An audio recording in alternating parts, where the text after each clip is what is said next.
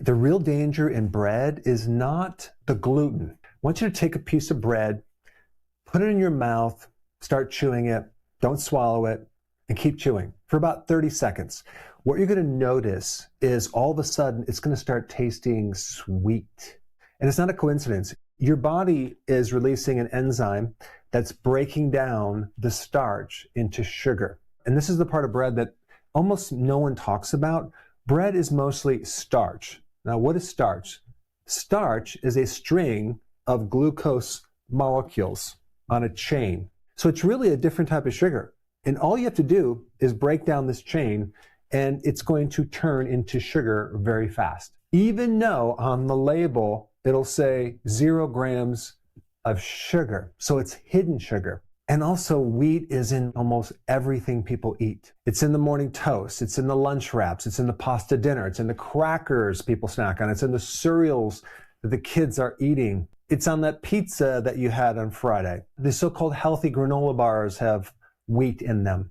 An average American consumes wheat nearly every single day. One of the biggest problems with bread is the blood sugar spike. If we take a look on the glycemic index for bread, it's 75. Then the question is, what is the glycemic index of sugar?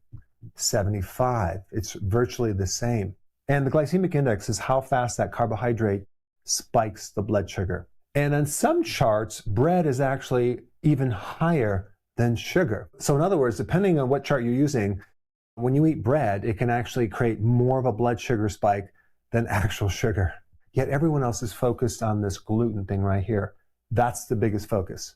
And so then that brings up gluten-free products, right? I see this all the time. Like, that's going to be a lot healthier. Well, what are they replacing the wheat with? Potato starch, which is just as bad as wheat starch, rice flour, tapioca starch, corn starch.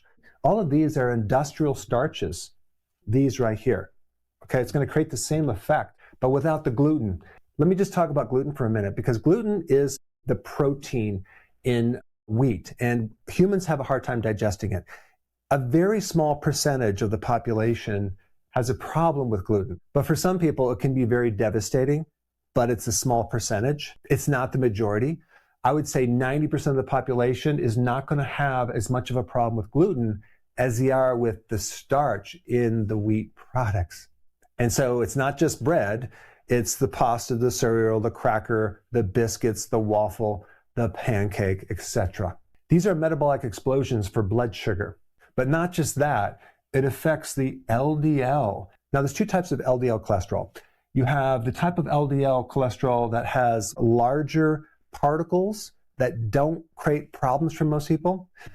And then you also have the small, dense particle size LDL that can invade the arteries. When you consume bread, pasta, cereal, crackers, and other types of starches, you're going to generate more of the smaller, dense LDL particles, which is going to create problems for the inside of your arteries. And because people consume so much of this stuff, you're going to generate so much blood sugar, it's going to start creating a fatty liver and also create something called glycation. What does that mean? When you combine a protein with a starch or sugar in the presence of heat, as in bread that combines with the protein in your red blood cells called hemoglobin, what happens is the sugar is going to connect to it and it's going to glycate. What does that mean? It's going to damage the protein so the protein doesn't work anymore. That's called glycation. So when someone checks your blood sugar, sometimes they do a test called A1C. What is that? That measures the average blood sugar over 3 months. And what they're really looking at is how much of that red blood cell is damaged or glycated. How much of that sugar has taken over that protein and made it a problem. So obviously they have it all rated so you can actually look at that number and see how bad your blood sugar is. So a lot of people ask me, what supplements do I recommend? Now, of course, I'm not biased of my own high quality supplement line, but if you go to Amazon and type Dr. Berg supplements, you'll find more information. So what happens, you chew the bread, it starts to break down the sugar. The sugar is then going to go into the bloodstream and raise the blood sugar. Then what's going to happen, insulin is going to come in there and remove that sugar very, very fast. The question is, where does it go? Well, it's going to be put as storage. It's going to go in your liver. It's going to go in your gut as belly fat. Then what happens over a period of time when you keep spiking that insulin is the cells start losing the control of the insulin. They become resistant to that insulin. That's called insulin resistance. And what that means is insulin is going to be less effective. So now the pancreas has to produce more of it to create that same effect of lowering the blood sugar. So when the doctor looks at your blood sugar being normal, what they don't really test is the insulin spike that's like a massive spike for literally 10 to 15 years, well before you even have a problem with your blood sugar, okay? So prediabetes, diabetes happens 10 to 15 to 20 years after this problem has been brewing in the oven. And so if they were to check the insulin level, they would probably find it pretty high. If you ever get your fasting insulin tested, you want it between 2 and 6, okay?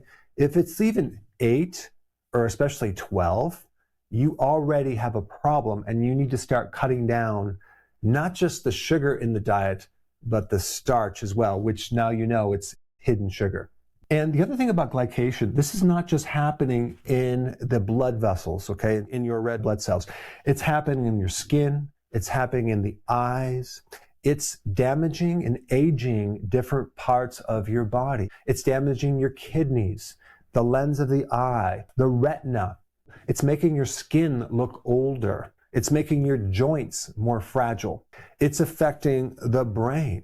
And this is why for the majority of the population, this is not the problem, okay? This is the problem for certain people, but not for the majority. It's the starch, which is actually hidden sugar. And then you have people that say, well, I eat whole wheat bread because it has fiber, and fiber is going to buffer the blood sugar. Well, let me just explain something. The difference between a blood sugar spike of whole wheat versus refined wheat is so minimal. This whole idea of whole wheat is healthier is a myth. It's still 65% starch. In fact, if you don't believe me, go ahead and test your blood sugars before and after. First sample the whole wheat, and then the next day sample refined wheat and look at the differences. It'll be almost the same. If you look at the glycemic index, bread from whole wheat versus bread from refined wheat, it's basically between 75 and 72. Nothing of any magnitude to actually give you more protection. Yet some people promote whole wheat as being something that's healthy. Now, I do want to pause to talk about those people that do have a severe allergy to gluten, or even the propensity to get celiac, which is 1% of the population. Those people that are susceptible to celiac disease, which is an autoimmune disease, it can be devastating if they consume gluten itself. So for those people, they need to avoid anything with gluten, but not replace it with gluten-free. That's not a good solution. And then you have other people that don't tolerate gluten. So for those people, they need to avoid gluten. Because I'm not saying that gluten is healthy, just if we compare the damage from this from an average person versus the damage between the starch, this is much higher. And I want to mention this modern wheat. The modern wheat is a hybrid. It's been engineered for more gluten, so you get that stretchiness that's in bread, but it comes with a package because the actual genetics or the chromosomes for the modern day wheat are completely different than the ancient wheat.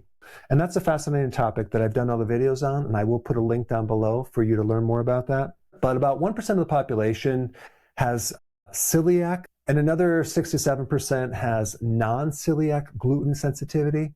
And for those people, they need to avoid all grains, period, okay? Even the gluten-free products. This video is for the 90% of people that don't have a problem with gluten. So what if you're addicted to bread? What if you can't give up bread? There are a lot of other recipes that use other ingredients that are not grains. I will put some links down below of some recipes that my wife and I came up with, which actually are quite delicious. In fact, if you cannot give up bread, yet you need a recipe that tastes almost identical to the bread that you love, you should watch this video right here because this is safe. You can consume it without having to worry about your blood sugar. Check it out. I put it up right here.